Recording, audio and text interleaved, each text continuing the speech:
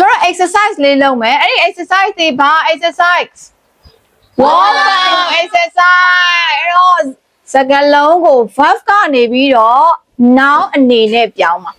ဟုတ်လားကဲနံပါတ်1ကိုဖတ် The plan was made after long discussion. အောက်မှာမြန်မာလိုပါရေးမယ်နော် the plan နဲ့အဲ့တော့ decide သူ့ကို noun အနေနဲ့ပြောင်းရပြီ an ရဲ့နောက်မှာ noun လိုက်ရပြီ decide ရဲ့နောက်ပါလေ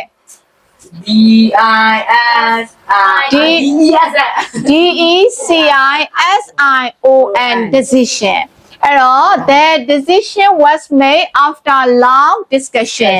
အဲ့တော့ရှေ့လျားသောဆွေးနွေးမှုအပြီးမှာဆုံးဖြတ်ချက်ကိုချခဲ့တယ်ပြန်ပြောမယ်ပါလဲရှေ့လျားသောဆွေးနွေးမှုအပြီးမှာဆုံးဖြတ်ချက်ကိုချခဲ့တယ်ဒီညမှာမိတ်တီပြုတ်တာမဟုတ်ဘူးเนาะဆုံးဖြတ်ချက်ချတာကိုပြောတာနံပါတ်2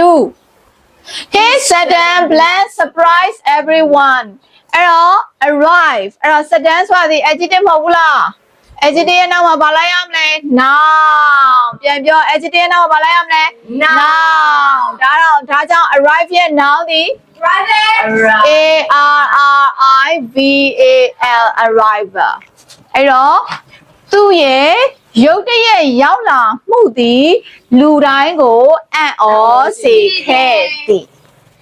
ဘာသာပြန်လာရမယ်နော်ဘာသာပြန်လာရမယ်နော်နောက်တစ်ခုနံပါတ်3ဖတ် The plan of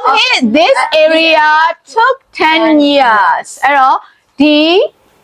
နေရာတစ်ခုရဲ့တိုးတက်ဖွံ့ဖြိုးမှုသည်10နှစ်လောက်ကြာဒီနေရာမှာ TOK ထုတ်ဆိုတာဒီယူရာပြောတာမဟုတ်ဘူးเนาะကြာခဲ့တယ်လို့ပြောတာဒါကြောင့်မို့ဖွံ့ဖြိုးတိုးတက်မှုအဲ့တော့စလုံးပေါင်း DEVELOPMENT development အဲ့တော့ the development of this area ဒီ area ဆိုတာငါတို့တကုံမျိုးတစ်အရှေ့ပိုင်းဆိုအရှေ့ပိုင်းတကုံမျိုးတစ်အနောက်ပိုင်းဆိုအနောက်ပိုင်းတကုံမျိုးတစ်တောင်ပိုင်းဆိုတောင်ပိုင်းတကုံစိတ်ကန်းဆိုတကုံစိတ်ကန်းဒါမျိုးနေရာတွေကိုပြောတာအဲ့တော့အဲ့ဒီနေရာတွေရဲ့ဖွံ့ဖြိုးတိုးတက်မှုသည်10နှစ်လောက်ကြာခဲ့သည်သဘောပေါက်လားရမယ်နော်နံပါတ်4ဖတ်ရအောင် we need more plan between team member အဲ့တော့ team member ဆိုတာဒီအသင်းအဖွဲ့ဝင်ဟုတ်လားအသင်းအဖွဲ့ဝင်ချာမှာငါတို့ဘာတွေပို့လို့အဲ့လေသဘောတူညီမှု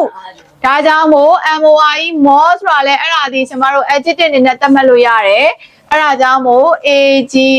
AGREEMENT agreement အဲ့တော့ we need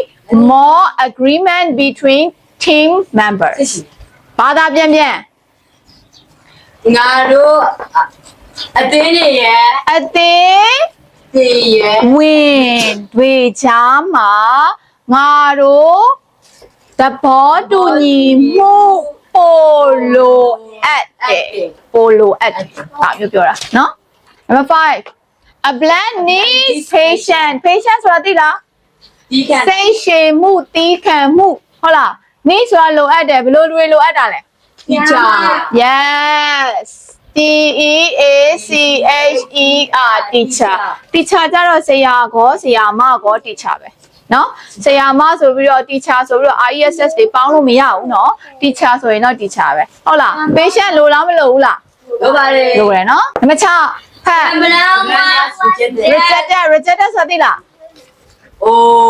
cancel ညင်းပယ်သည်အဲ့တော့ verb အဲ့တော့ was နဲ့ပေါင်းရင်ညင်းပယ်ခြင်းခံရတာ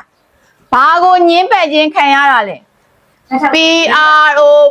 PROPOSAL proposal ဒီနေရာမှာလက်ထပ်ခွင့်လည်းဖြစ်နိုင်တယ်ဒါမှမဟုတ်လို့ရှိရင်အဆိုပြုချက်လည်းဖြစ်နိုင်တယ်เนาะအဲ့တော့လက်ထပ်ခွင့်ကညင်းပယ်ခံရတာလည်းဖြစ်နိုင်တယ်အဆိုပြုချက်တစ်ခုခုတင်သွင်းလိုက်လို့လူကြီးတွေကမကြိုက်လို့မို့လို့ညင်းပယ်လိုက်တာလည်းရှိတယ်เนาะ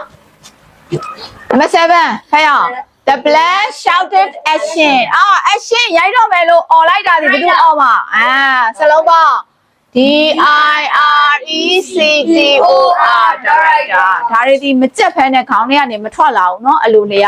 ကျွန်တော်တို့ဒီခဏကြက်မယ်ခဏလောက်ရမယ်ဒီစကလုံးတွေ12